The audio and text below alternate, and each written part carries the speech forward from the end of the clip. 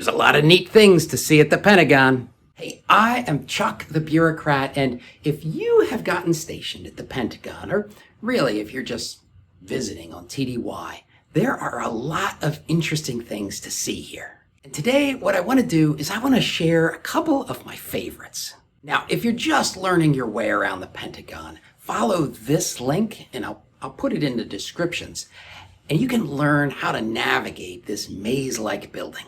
The first stop that I'd like to recommend is the courtyard. It's easy to find, it has beautiful landscaping, and it has this really nice secret garden quality about it. There's big shade trees and park benches and chairs scattered all around. Now, part of the reason that I recommend this one is because this is a no hat, no salute area. Some people say it's the biggest one in the world. It's big enough and outdoorsy enough that I personally always felt uncomfortable walking past some two-star Marine general and not saluting. So I kind of avoided going out there. Get over it.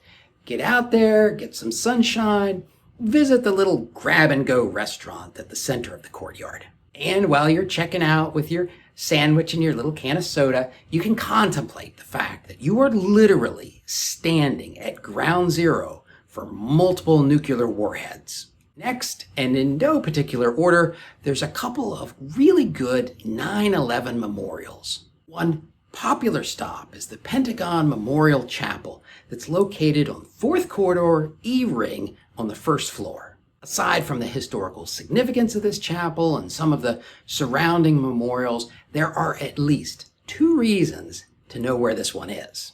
First of all, the Pentagon can grind you down, and it's not a bad idea to have a couple of quiet, safe places where you can go to collect your thoughts. There's actually a bunch of prayer rooms and conference rooms that don't really get used that much that fit this bill. But one of the special features about the Memorial Chapel is that it is located right across the hall from the DoD chaplain's office. It is always manned, so if you or somebody you know experiences an immediate need for spiritual assistance, it's the place to go. While you're visiting the Pentagon Chapel, there is another 9/11 memorial that's close by that I think is particularly poignant. It's the Army Manpower and Reserve Affairs 9/11 Memorial. And just like the chapel, it's on E-Ring, 4th Corridor. The only difference is this is on the 2nd floor, so you got to go 1 floor up. What's neat about this exhibit is it contains a floor plan with desk locations and the names of the people who worked there and the path of the aircraft as it entered the Pentagon. Plus, the names of the people on this floor plan are color-coded to show what their fate was on 9/11. So you can see who perished at their desk, who survived because they were at a meeting somewhere else, and who was wounded because they were visiting a coworker that day. At one point, I worked for a 2-star who was fond of saying, "September 10th was just an ordinary day." And what I think is neat about this display is it captures the mundane quality of that historic moment in an incredibly human way. If you're looking for something a little lighter, maybe something to impress the 7-year-old in your group, check out the Wings Through Time display. This is up on 4th floor in the A-Ring, right between the 7th and the 8th corridor. This one's kind of neat because there's all sorts of model aircraft and missiles and spacecraft all packed together in one giant display. You can spend hours lost in your childhood dreams.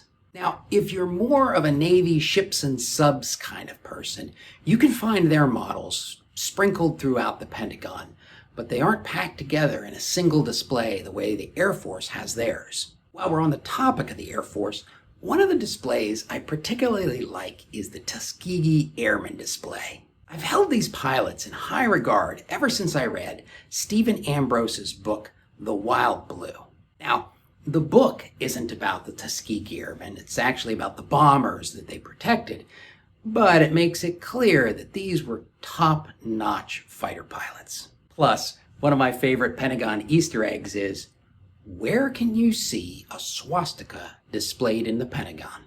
The answer is, they're painted on the nose of the fighters flown by the Tuskegee Airmen. Another fun, out-of-the-way display is over on third floor, second corridor, about halfway down.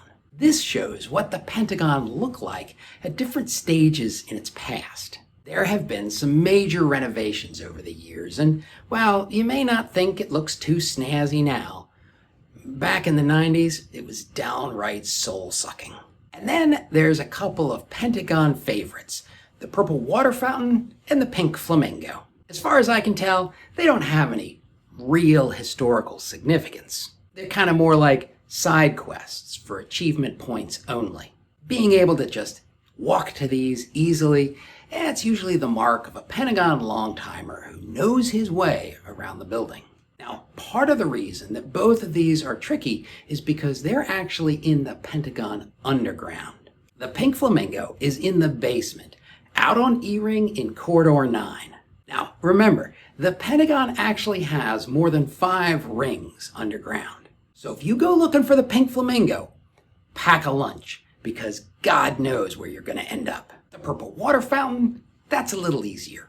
It's on the mezzanine, Corridor 8, C ring.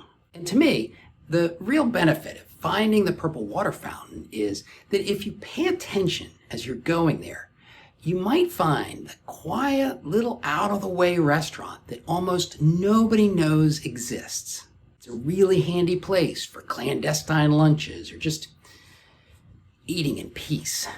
Look, depending on how you count it, there's as many as 150 displays in the Pentagon. And they all have interesting tidbits about this long, unsung history of providing for the national defense. Do you have a favorite place in the Pentagon? Share it in the comments. And if you're interested in figuring out how to coordinate your trip to the Pentagon, watch this video.